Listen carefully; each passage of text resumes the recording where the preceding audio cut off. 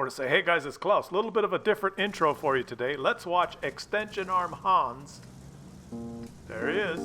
And he's going to show us how to handle those hated, despised reward tanks, the rare, overpowered Russian ones that you see every now and then. Remember that T-22 medium? That reward tank you got from playing those stupid, all those missions that everyone cheated? All the clans and friends, just everyone who got one cheated. And they ended up with the T-22 overpowered medium Russian tank. And then Wargaming realized everyone cheated, so they decided they just nerfed the hell out of it because, instead of banning people who cheated, they just nerfed the tank. And well, that left such a bad taste in everyone's mouth. Anytime you see one of these reward tanks now, some people just freak out. And Extension Arm here has noticed that there is a, what is that, an Object 905 or whatever the fuck, Object 907. It's a reward for some clan thing. And I'm not saying everyone cheated to get one, but it's rare. And the clans that got these, they're probably pretty good players. They had to be good to win and get one of these. So now not only are they good players, but they get the rarest, most overpowered Russian tanks in the game, right? Some people see these things and say they just get so fucking pissed off. You fucking assholes with these tanks. And old Extension Arm here is going to show us what to do.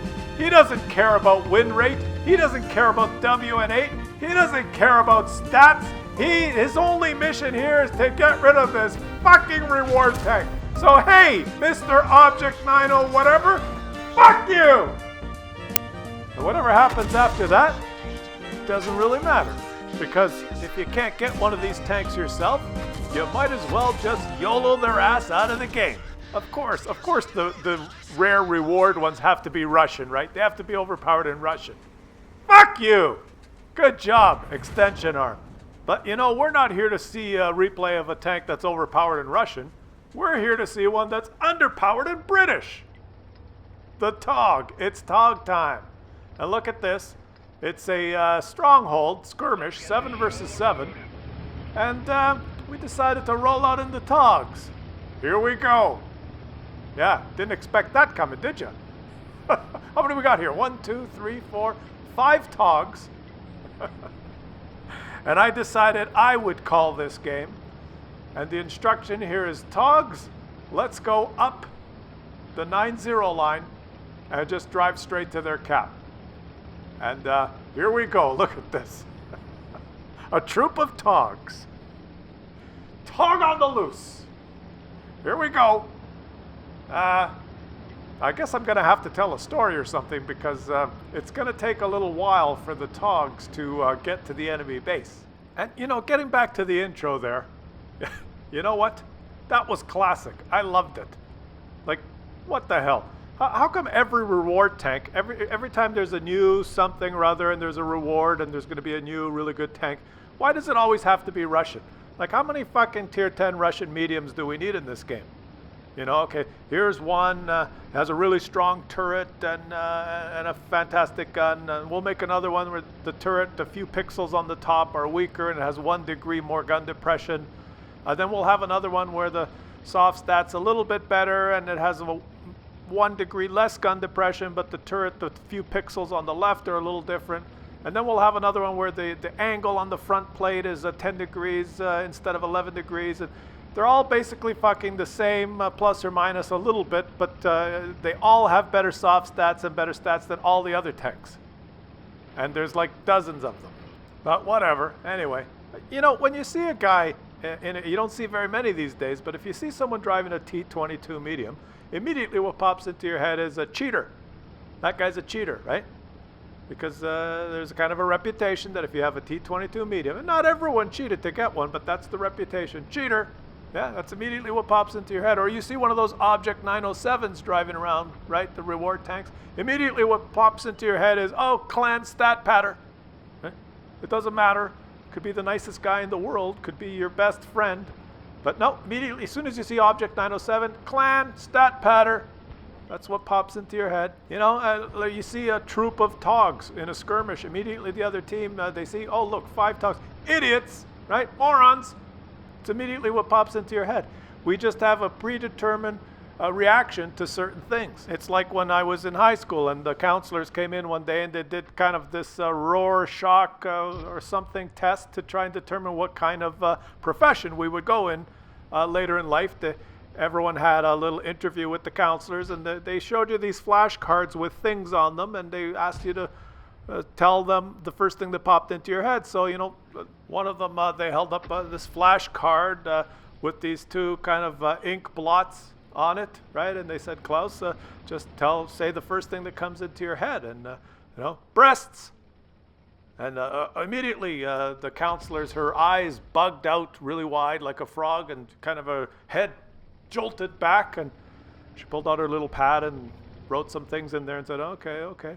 And then I pulled out another card, and it was, to me, they're all just ink blots. This one had kind of larger ink blots, two bigger ink blots, and just say the first thing that comes into your head, Klaus.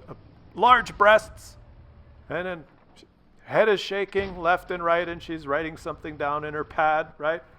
And then pull out the third card, and this time, instead of having two big blobs of ink, it's kind of got one longer blob with kind of a funny head on it. And this is just the first thing that comes into your head, Klaus. And banana.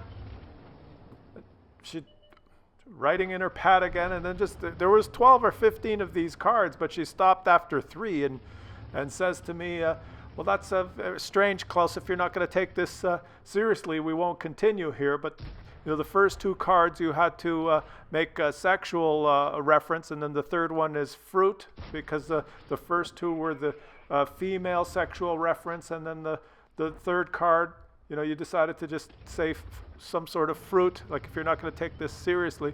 And I had no fucking idea what she was talking about. I mean, I was 11 at the time, and I thought, well, I'm going to try my best here, try not to fail. I thought, you either pass or fail this test. I didn't know that it was some sort of a psychological assessment where they try to determine what type of career path is appropriate for you in the future. But, I really didn't want to fail this test. So I said to her, well, come on, let's have the rest of the cards. We've only done 3. All my friends have done like 12 cards. I only get to do 3.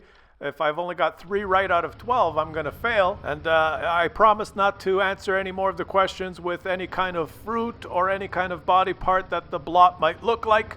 I was trying my best to try and salvage the situation, because even at 11 years old, I was kind of had one of those minds that works multiple angles. But she would have none of that, and she wrote something in her pad there and ripped out the piece of paper and gave it to me. And it was an appointment to see the principal later that afternoon. And, I went to the principal's office after school and was sitting there just outside the office. And, it's interesting, the first thing that pops into your head when you see something. When the principal came out, this big, we used to call him pot belly because he had a big pot belly.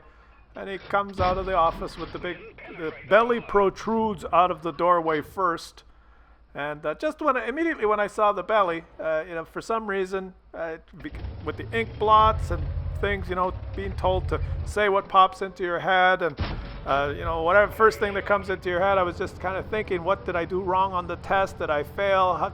Were my question answers incorrect? Am I going to have to repeat the 3rd grade? Right? Things are going around in my mind, and a little bit confused, a little bit nervous, sitting in the principal's office. And immediately when I saw his belly protrude from the doorway, I couldn't help it, and I blurted out, "Fat! Fat!" And, I did point at him while I said that, and I had no idea that this particular principal was, he had a weight problem, and he was probably consistently being harassed by the rest of the teachers at the school and made fun of, why can't you lose weight? So it was a very touchy subject for him.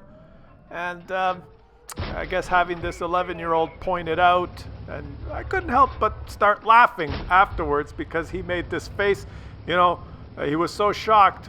He was ready to give me the lecture or the speech or whatever he was going to give me. And when he came out and I said, "Fat, fat," right? His neck, his head pulled back, right?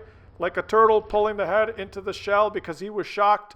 And it was kind of, you could see the quadruple chin on him. It was pretty funny to me, and I started laughing. And, I didn't know why he he started crying right after that, and he went back into his office, and it was all like a mishmash for me. But the secretary told me after about 5 minutes, she said, well, you can go home, and the principal doesn't have to see you. And I was pretty happy about that. I mean, at the time I thought, well, they realized that it was unfair that I would fail, having only seen 3 out of the 12 cards, right? And, really at the time I had no idea that I had anything to do with that principal never showing up again at the school. I just thought, maybe he found a better job.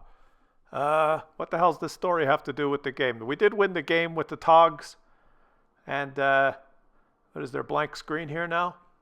I don't know, whatever. I should probably start another series where I just kind of tell some stories and forget about the fucking tank game. This game wasn't long enough for this particular story, so I apologize about that, but yeah, thanks for watching.